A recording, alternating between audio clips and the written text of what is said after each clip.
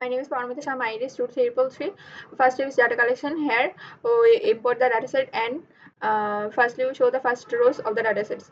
Then we the second step is data cleaning. Here we handle the missing values, check the percentage, and visualizing the missing data using a sequence map. Then we using a median to fill the nominal features, numerical features. Then here we visualize the box plot outliers. Then we apply the IQR method to handle these outliers. So this is the steps.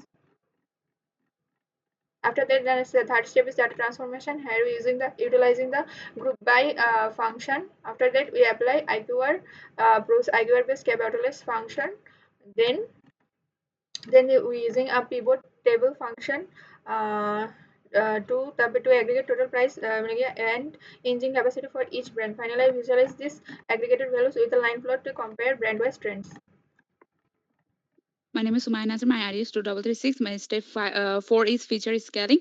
Is this standard scaler? We transform then and update the data frames. Use max min is use 0 to 1 range and update the data frame.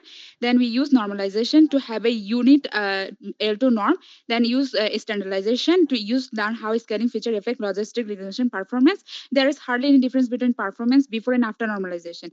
Then step 5, we see the correlation matrix, how strongly each numeric features is linearly related to prices. Then we identify weakly correlated with price. Then we remove the correlation features from the data set. Then is step 6, this is handling imbalanced data. The binary target high prices evenly balanced with a 604 car in each class. Then we use upsampling and downsampling to balance class distribution to improve model training. My name is Rimbe Dey. My ID is 2340. I will present my part of the project in step 7. Firstly, I applied one hot encoding. Next step 8, splitting the data set. I split the data into 80% training and 20% testing. And step 9, model training. After that, I trained several regression models. Linear regression, I use this as a simple baseline model. Its accuracy at around 74%.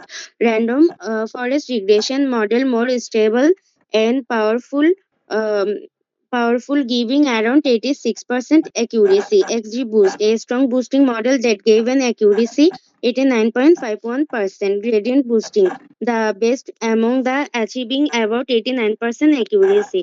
Finally, we all the models I tested, gradient boosting gave the best result for my dataset. Thank you.